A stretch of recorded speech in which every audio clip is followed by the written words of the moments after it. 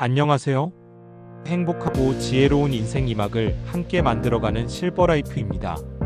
혹시 찬장을 열 때마다 언젠가 쓰겠지 하고 넣어둔 그릇 세트가 몇 년째 잠자고 있지는 않으신가요?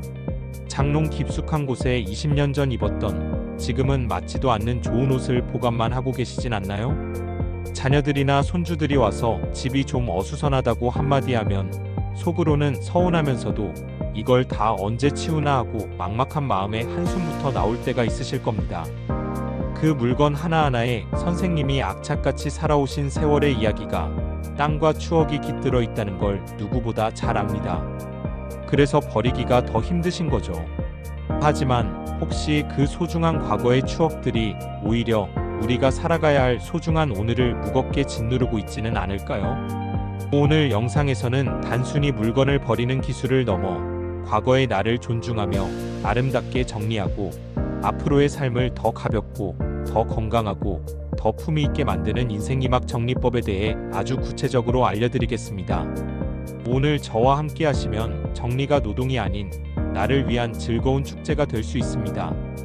왜 지금 60대의 정리가 선택이 아닌 필수일까요? 첫째, 정리는 나의 건강과 안전을 지키는 가장 확실한 방법입니다. 나이가 들수록 면역력이 중요하다고 하죠. 그런데 물건이 꽉 찬 집은 공기의 흐름을 막고 구석구석 쌓인 먼지는 그대로 우리 호흡기로 들어옵니다. 비염이나 천식의 원인이 될 수 있죠. 청소는 더 어떻습니까? 허리 숙여 물건을 들고 닦고 정리하는 일이 점점 버거워집니다. 더 무서운 것은 낙상사고입니다. 바닥에 놓인 작은 물건 하나, 비좁은 통로 때문에 발을 헛디디기라도 하면 우리 나이에는 정말 큰일로 이어집니다. 집을 정리해서 동선을 넓히는 것은 비싼 보약을 챙겨 먹는 것만큼이나 중요한 건강관리법입니다. 둘째, 정리는 가족에게 물려줄 수 있는 최고의 유산입니다. 조금 무거운 이야기일 수 있지만 우리가 꼭 한 번은 생각해봐야 할 문제입니다. 만약 우리가 갑자기 떠나게 되었을 때 남겨진 가족들이 이 수많은 물건을 정리해야 하는 상황을 상상해보세요.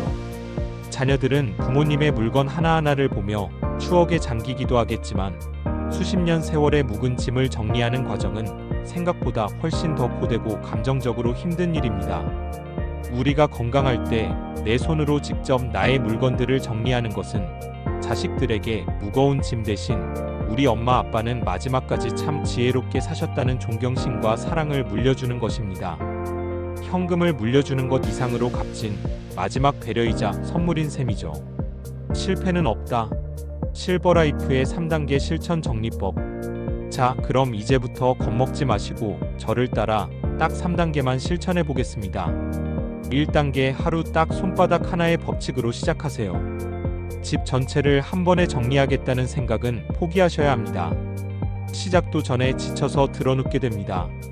대신 하루에 딱 내 손바닥으로 가려지는 공간 하나만 정리한다고 생각하세요. 예를 들어 오늘은 어지러운 약 상자, 내일은 양말 서랍 맨 윗칸, 그 다음 날은 냉장고 문 쪽 칸. 이렇게 아주 작고 구체적인 목표를 세우는 겁니다. 5분이 걸려도 좋고 10분이 걸려도 좋습니다. 중요한 것은 오늘도 내가 무언가를 해냈다는 작은 성공의 경험입니다. 이 작은 성공이 모여야 내일 또 정리할 용기가 생기는 법입니다. 2단계 4개의 상자와 추억 상자를 준비하세요.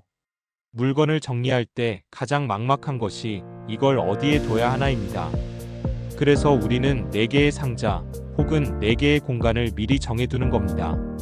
첫 번째는 남길 상자, 두 번째는 버릴 상자, 세 번째는 기부나 판매 등으로 나눌 상자, 그리고 네 번째가 가장 중요한 생각 좀 해볼 상자입니다. 당장 결정하기 힘든 물건들은 이 네 번째 상자에 잠시 넣어두고 한 달 뒤에 다시 열어보는 겁니다. 신기하게도 한 달만 지나면 그 물건에 대한 애착이 많이 사라져서 결정하기가 훨씬 쉬워집니다. 그리고 아까 말씀드린 소중한 추억이 담긴 물건들, 아이들의 배냇저고리나 부모님이 써주신 편지 같은 것들은요, 예쁜 추억 상자를 하나 마련해서 그곳에 모아두세요. 나의 보물은 딱 이 상자 하나에 담는다고 정하는 겁니다. 상자에 들어가지 않는 나머지 추억들은 핸드폰으로 사진을 선명하게 찍어서 디지털 추억 상자에 보관해두는 것도 아주 좋은 방법입니다. 3단계는 인사하며 떠나보내기입니다. 인사하며 떠나보내기로 마음의 짐을 덜세요. 물건을 버릴 때 죄책감이나 아까운 마음이 드는 건 당연합니다. 그럴 땐 물건을 그냥 쓰레기 봉투에 던져 넣지 마시고 마지막 인사를 건네보세요. 한 번도 입지 못한 옷에게는 더 좋은 주인 만나서 예쁘게 입혀지렴 고마웠어 라고 말해주고, 오래된 그릇은 깨끗하게 닦아서 신문지에 싸면서 덕분에 우리 가족이 맛있는 밥 잘 먹었다, 고생 많았다 하고 마음속으로라도 인사를 하는 겁니다. 이렇게 물건의 쓰임을 존중하고 감사하며 떠나보내는 과정은 단순히 물건을 버리는 행위를 넘어 내 지난 세월과 아름답게 화해하는 의식이 됩니다. 그러면 신기하게도 마음의 짐까지 함께 사라지는 것을 느끼실 수 있을 겁니다. 정리가 가져다준 놀라운 선물들. 이렇게 집을 정리하고 나면 우리 삶에는 생각지도 못한 선물들이 찾아옵니다. 우선 텅 빈 공간이 생깁니다. 먼지만 쌓여가던 자리에 작은 화분을 놓을 수도 있고, 손주들이 마음껏 그림을 그릴 수 있는 공간이 생기기도 합니다.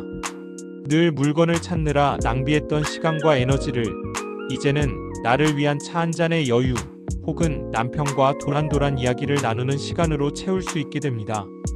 제 구독자 한 분은 평생 모아온 재봉틀과 옷감들을 정리하고 나니 그 자리에 작은 책상을 놓고 다시 그림을 그리기 시작하셨다고 합니다.